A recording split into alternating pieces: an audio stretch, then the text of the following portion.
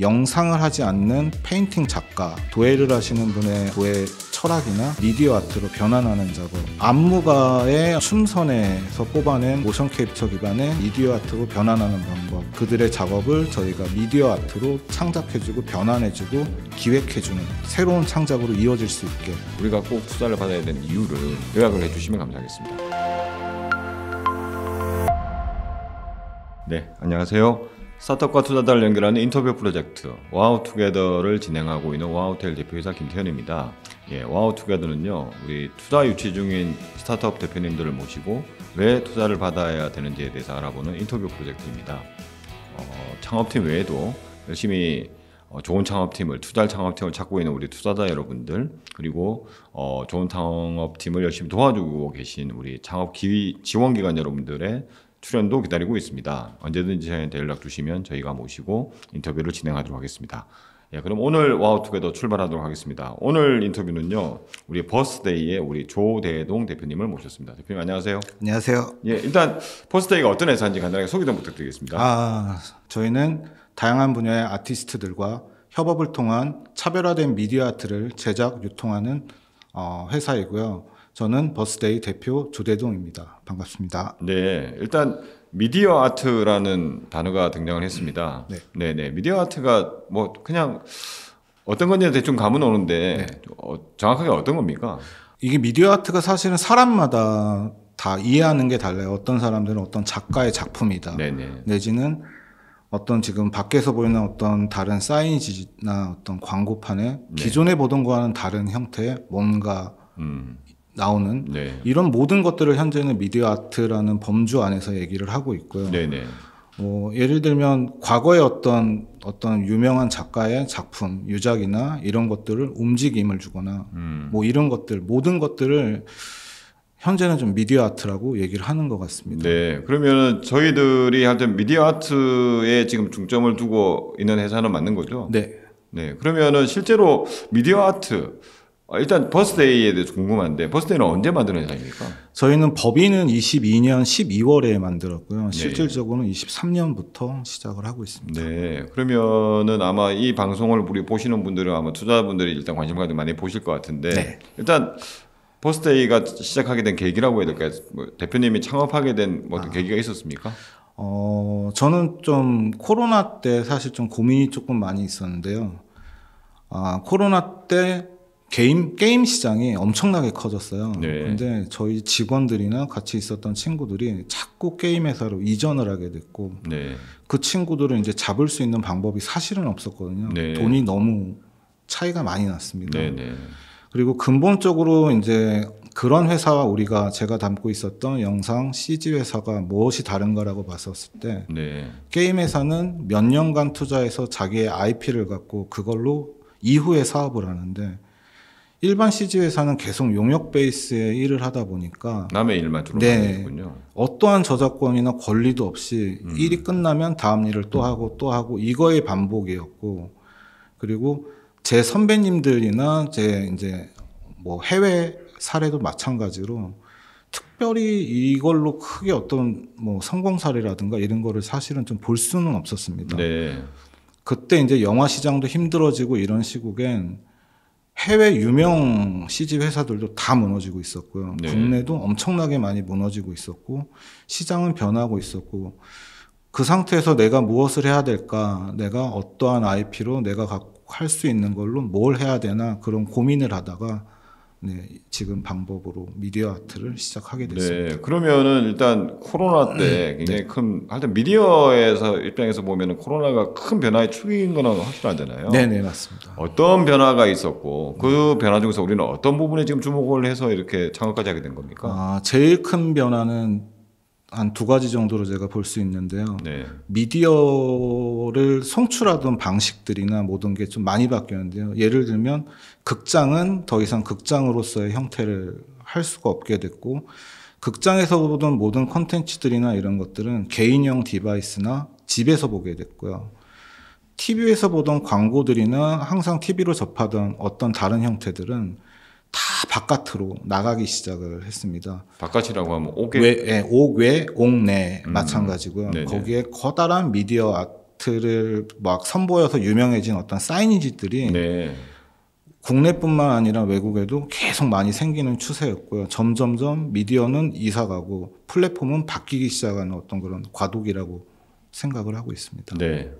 그러면은 지금 사실 미디어가 굉장히 많이 변했다고 하는데 네. 그러면 대표님이 이전에 주로 CG나 이런 곳 만드는 회사의 순수 뭐 이런 쪽에 많이 이렇게 일을 네, 하셨던 저는 건가요? VFX 회사의 컴퓨터 그래픽 아티스트로 계속 일을 했고요. 네. 그 전에는 순수 미술을 했었습니다. 순수 미술을 하셨고. 네, 순수 미술을 하다가 사실은 밥 벌어먹고 어떻게 먹고 살아야 되냐라는 고민 끝에 할 수 있는 기술로 뭘 할 수 있을까 하다가 영화 쪽 CG 회사에 취업을 하게 됐고요. 네네. 거기에서 한참 활동을 하다 보니 이 상태로는 계속 살 수는 없겠구나, 이렇게 갈 수는 없겠구나라는 판단하에 다른 방법을 선택을 해보자라고 해서 창업을 하게 됐습니다. 네. 그러면은 미디어가 아까 굉장히 변했잖아요. 하여튼 뭐 일상적으로 보던 거는 다 뭐 모바일 디바이스 내지 개인용 기기로 다 들어가 버렸고. 네.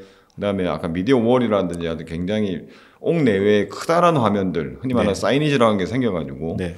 그 부분에서 뭔가 우리가 기회를 발견했다. 이렇게 네. 저희가 보면 되는 건가요? 아, 네, 맞습니다. 저희가 포인트를 잡았던 건요. 그 미디어 아트라는 작업을 하기 위해서는 저희가 볼 때 허들이 다른 데보다 허들이 너무 높은 거예요. 네.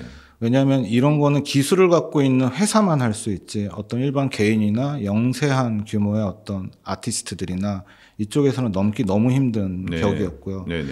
그렇다 보니 시장은 커지고 있는데 콘텐츠를 공급하는 회사들은 몇 개 안 되고 네. 그러다 보니 다양성이 너무 부족해지는 거예요.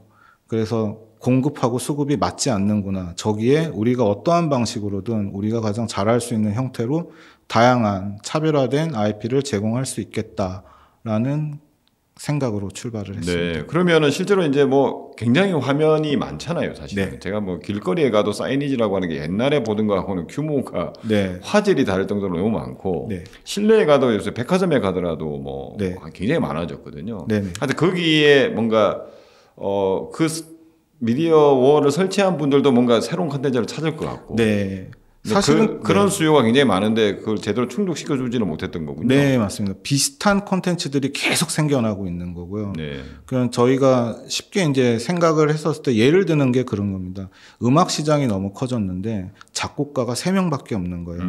다른 음악이 듣고 싶은데 다른 음악이 나오지 않고 계속 비슷한 음악만 계속 나오다 보니 네. 사람들은 더 다른 음악을 찾게 되는 것처럼 저희는 다른 미디어 아트를 계속 어떻게 하면 끊임없이 공급을 할 수 있을까라는 네. 고민을 하게 됐습니다. 그럼 어떤 식으로 그 문제를 해결했습니까? 그러면 뭐 이게 그냥 공급하고 싶다고 공급할 수 있는 건 아니지 않습니까? 저희는 사람 한 명이 낼 수 있는 어떤 스타일은 한정적이라고 생각을 했습니다. 그리고 다양한 분야에 다양한 사람들을 이 미디어 아트 시장으로 넣으려면 그 사람들이 모든 어떤 테크닉 기술을 가지고 있어야 되는데 네네. 그분들은 그런 허들이 높기 때문에 진입을 하지 못하고 있었고요. 네. 그래서 저희는 여러 가지 방법으로 선택을 했었던 게 미술을 하는 사람 중에 영상을 하지 않는 페인팅 작가 내지는 미술이 아니더라도 도예가 중에 도예를 하시는 분의 어떤 그들의 도예 철학이나 어떤 이미지나 그들의 그 도자기 같은 이런 것들 미디어 아트로 변환하는 작업.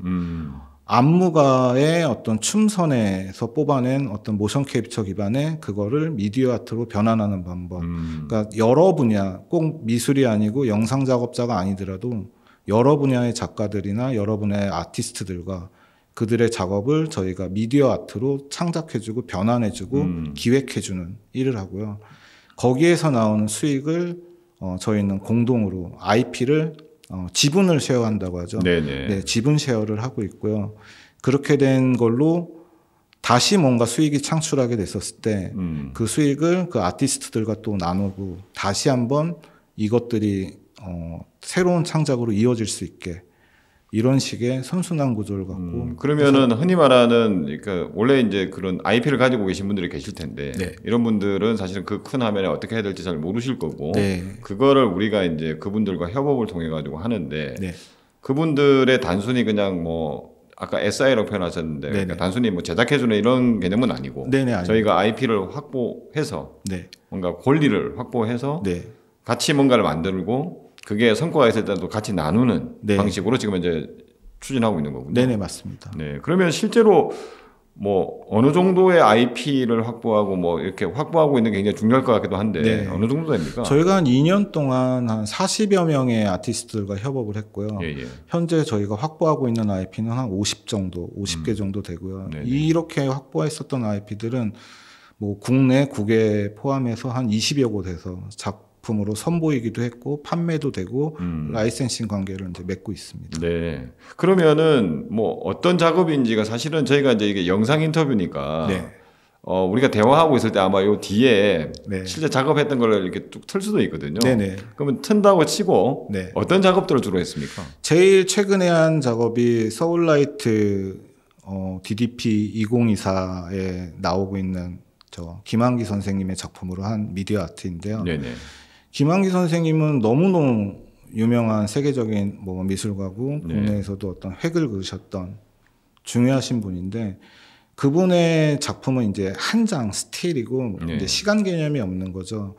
그리고 이 작품을 서울대학교 박재성 교수님하고 같이 저희가 이제 기획을 하고 어떠한 방향으로 이걸 연출을 해볼까 고민을 해서 서울라이트에 이제 선보이게 됐습니다. 네. 이뿐만 아니라 그럼 서울라이트에서 뭐 제가 보니까 그게 DDP 전체가 그냥 하나의 화면이 되는 건가요? 네네 맞습니다. 그 건물 전체가 화면 삼아서 네, 이렇게 영상 작업을 하신 거고. 네네네 맞습니다. 또 어떤 작업이 있었습니까?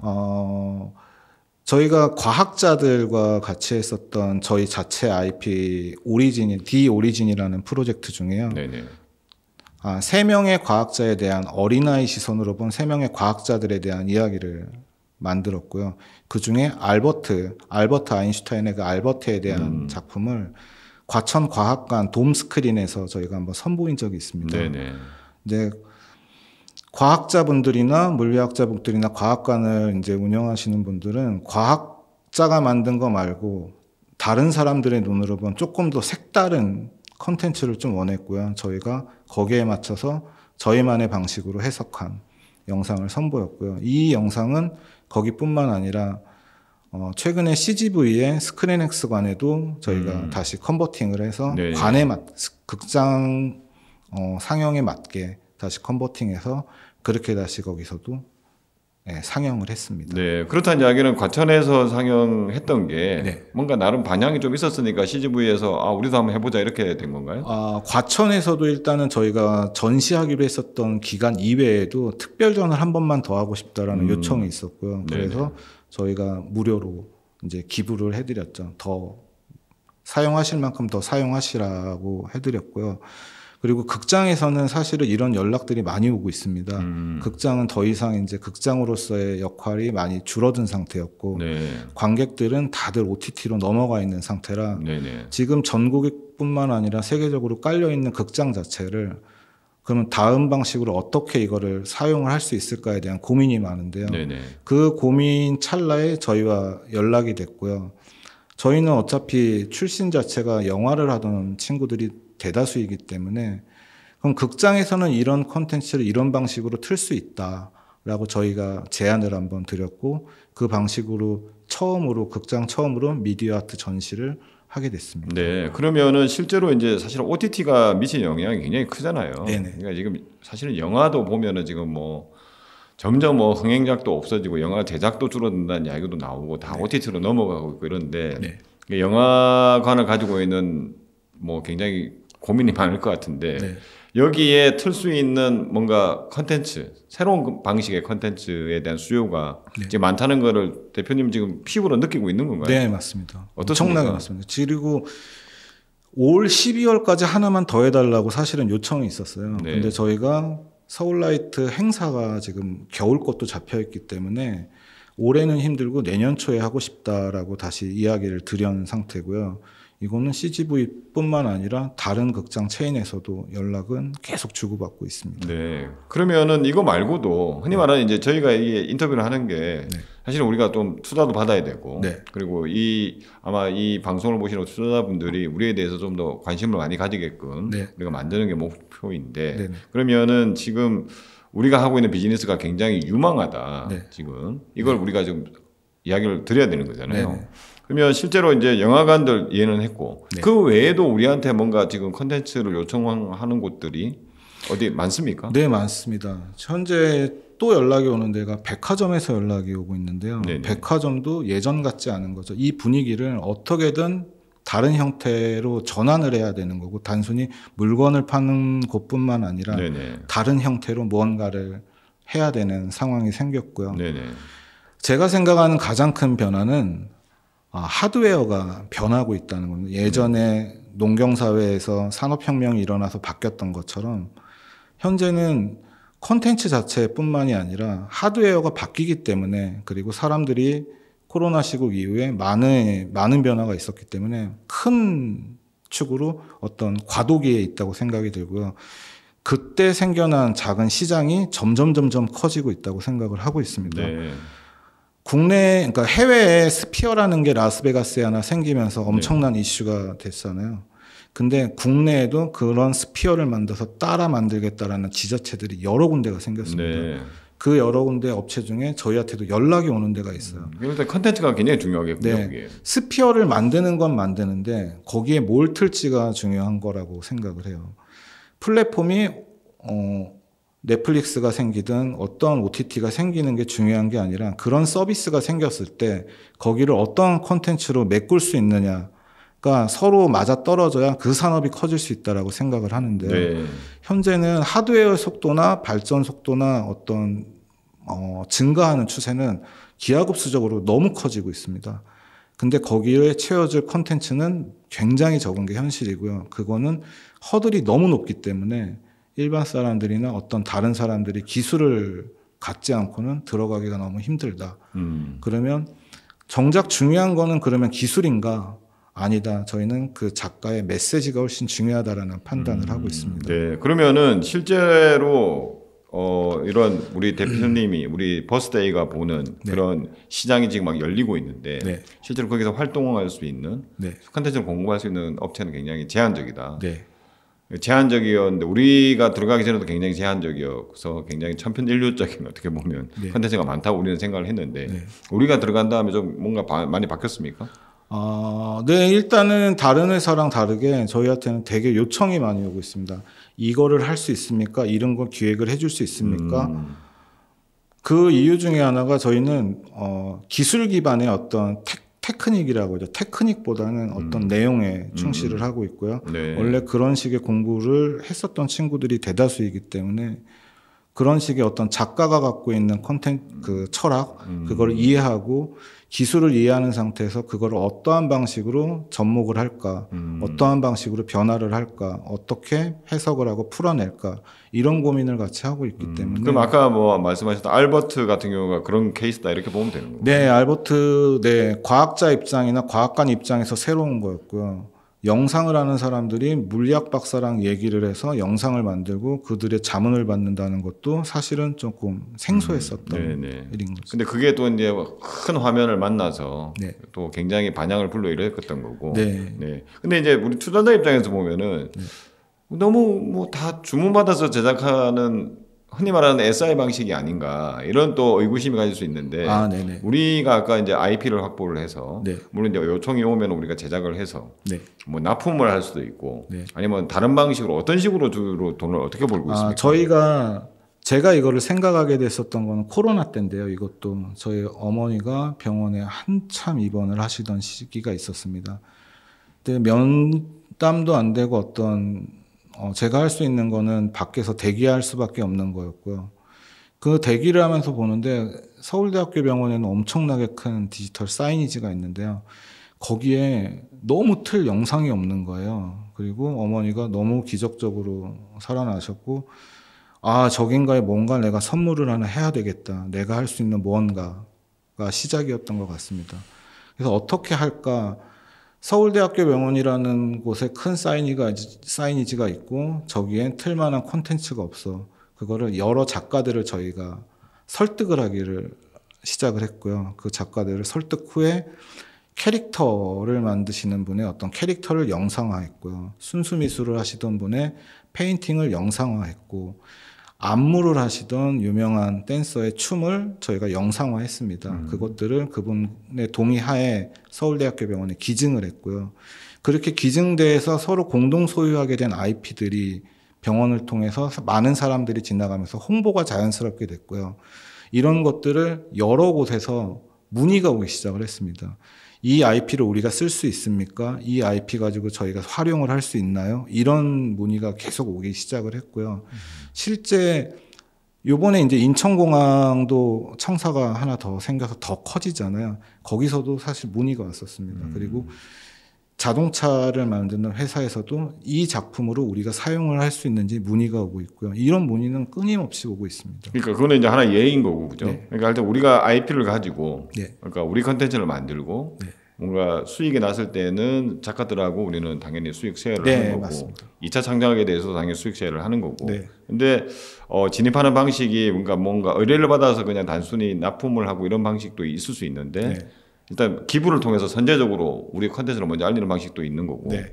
그 다음에 원하는 곳이 그걸 통해서 또 수요가 있으면은 우리 이 컨텐츠를 사용할 수 있게끔 저희가 또 공급도 해주고 있을 수 있는 거고, 네. 뭐 이런 다양한 지금 수익 모델을 가지고 있다. 네네.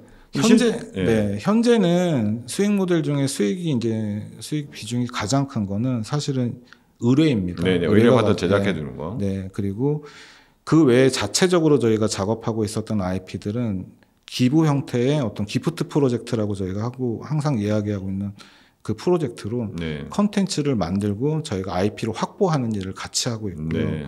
그 IP들도 라이센싱 판매나 어떤 그런 걸로 이제 수익을 내고 있습니다. 네. 그러면은 여하튼 뭐 어디 납품을 할 때도 뭐 작가분들하고의 IP를 활용해서 납품을 당연히 할 수도 있는 네네, 건데. 맞습니다. 근데 하여튼 우리 자체 IP는 지금 어느 정도 확보가 되는 겁니까, 그러면?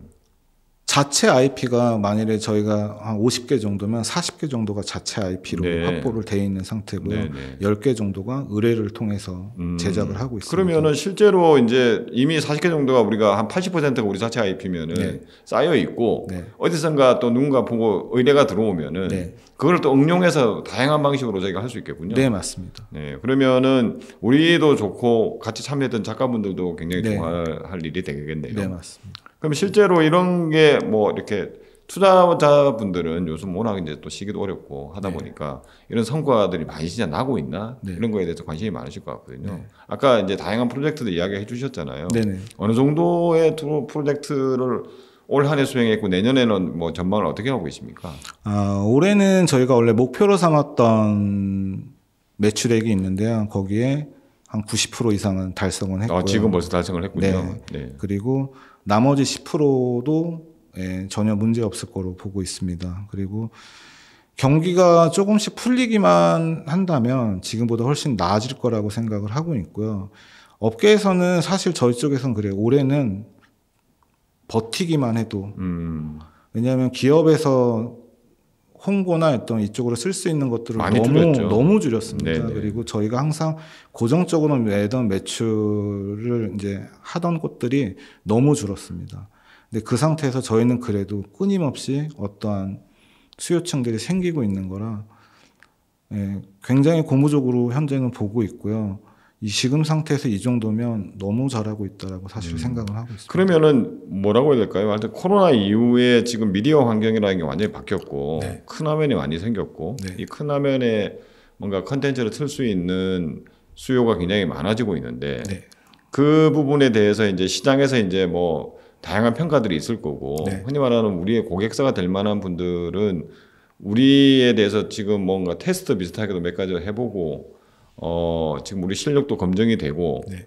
내년에 이제 좀 경기도 좀 풀리고 하면은 본격적으로 우리한테 좀 기회가 올 것이다 이렇게 보면 되는 건가요? 네, 맞습니다. 시장은 정말 커지고 있습니다. 그리고 공급하고 수요는 절대 맞지 않고 있고요. 네네. 계속 찾고 의뢰를 계속 하고 있습니다. 근데 저희도 인력이 한계가 있다 보니까 그 모든 프로젝트를 저희가 다 진행을 할 수는 없어서 네네. 저희도 이제 어느 정도 선별을 해서 진행을 하고 있고요. 그 와중에 기프트 프로젝트 같은 경우는 끊임없이 R&D도 진행을 하고 있고 여러 가지 네. 네네 하고 있습니다. 그러면은 여하튼 지금 말씀해 주신 거는 일단 의뢰를 오는 거에 대해서는 저희도 인력이 분명히 한계가 있으니까 모든 걸 다 받을 수는 없고 네. 일단 좀 선별해서 좀 좋은 프로젝트 위주로 많이 할 것 같고 네. 그다음에 아까 기프트라고 한 거는 우리 자체 IP를 가지고 지금 하는 거죠. 네, 저희가 birthday.gift라는 도메인을 쓰고 있는데요. 네네. 저희 슬로건이 gift to everywhere라고 하고 있습니다. 네. gift라는 거는 어떤 선물이라는 뜻도 있는데 재능이라는 뜻도 있고요.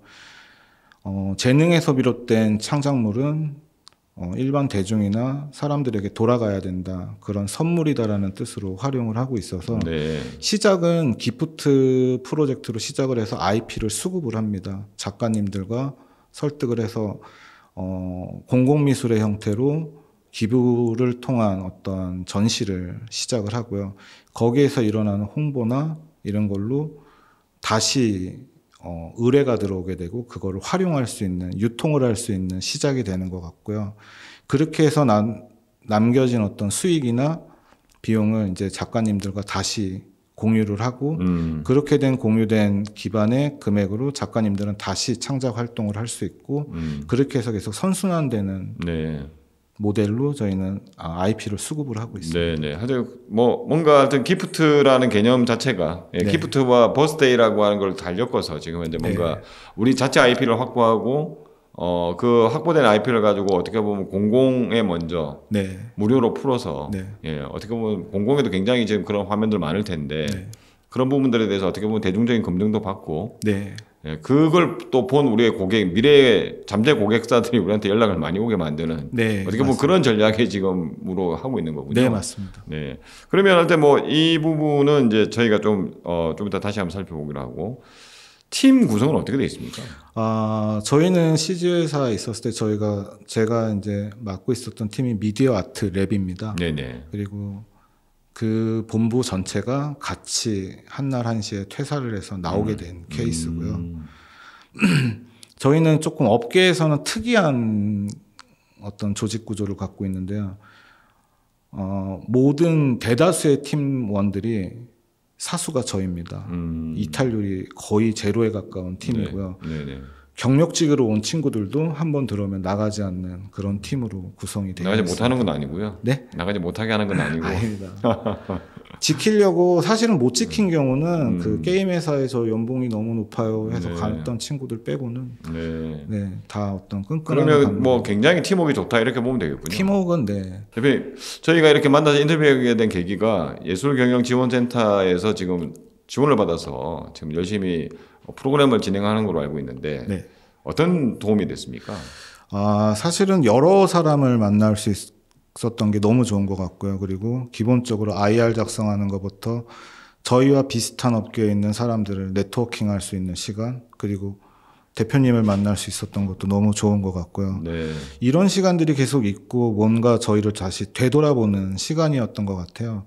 그렇게 현황을 잡고 검증하고 조사하고 다시 읽다 보니까 다시 조금 더 구체적으로 정리가 됐던 것 같고 모자랐던 부분들을 좀 찾을 수 있었던 것 같고요.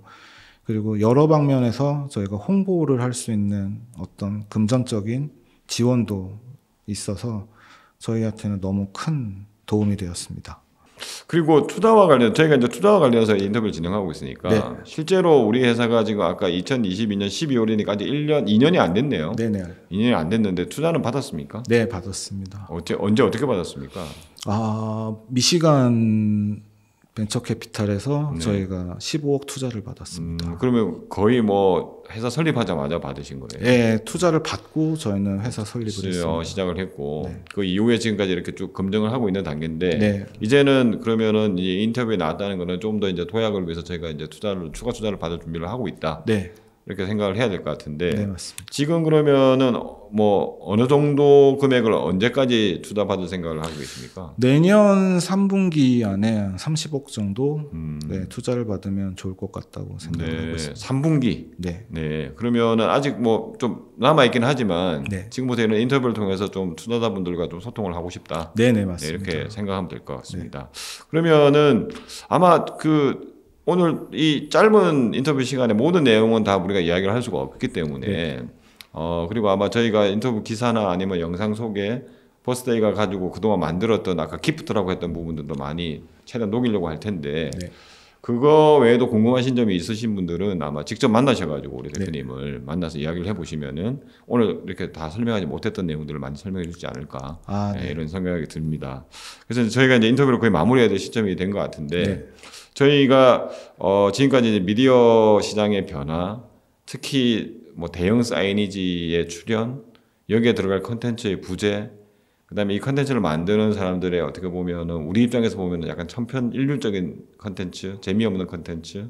근데 우리는 이거를 해소하기 위해서 어떻게 보면은 작가분들과 어떻게 보면 과감하게 그렇죠? IP를 공유하게끔 만든 거죠. 네. 예, 그래서 그분들도 좋고 우리도 좋을 수 있는 방법으로 네. 다양한 IP를 확보하는 방식으로 지금 이제 일단 추진을 하고 있는데 네.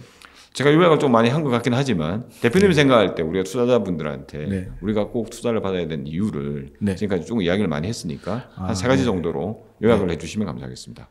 저희가 투자를 받아야 되는 이유에 대해서 설명드리겠습니다.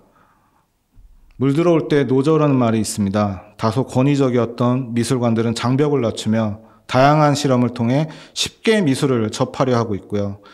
미술의 대중화에 힘쓰는 많은 기업들이 생겨났습니다. 다른 한편에선 다양한 방식의 미디어 아트를 필요로 하고 있습니다. 버스데이는 이런 시기에 가장 적당한 기업이라 보고요. 저희는 노를 젓고 있습니다. 감사합니다. 네, 대표님 오늘 저희가 버스데이 우리 대표님을 모시고 미디어 아트의 미래라고 해야 될까요? 네. 뭐 이런 거에 대해서 한번 이야기를 해봤는데 예, 좋은 시간이 되었으면 좋겠고요.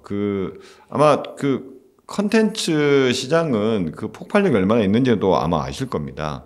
예, 이게 컨텐츠가 한번 터지면 굉장히 크게 터지는 시장인데 아마 그 시장을 우리 지금 노리고 있고 지금까지도 뭔가 우리 탄탄한 팀워크 기반으로 굉장히 잘해온 팀입니다. 아까 말씀드린 것처럼 저희가 IP를 확보해서 자체적인 사업을 한다는 게 또 장점이고 그게 기프트라는 이름으로 일단 공공에 먼저 들어가서 대중들의 인정을 먼저 받은 다음에 또 기업들의 러브콜이 이어지고 있는 또 선순환을 만들어낸다는 점도 굉장히 주목할 점이라고 생각이 들고요. 관심 있는 우리 투자자분들은 꼭 우리 버스데이 연락 주셔서 같이 한번 미팅을 해보시면 좋을 것 같습니다. 연락처 아시면 직접 연락하셔도 되고 모르시면 저한테 연락 주시면 제가 연결을 하도록 하겠습니다. 네, 그럼 오늘 인터뷰는 여기서 마치도록 하겠습니다. 대표님 수고하셨습니다. 감사합니다.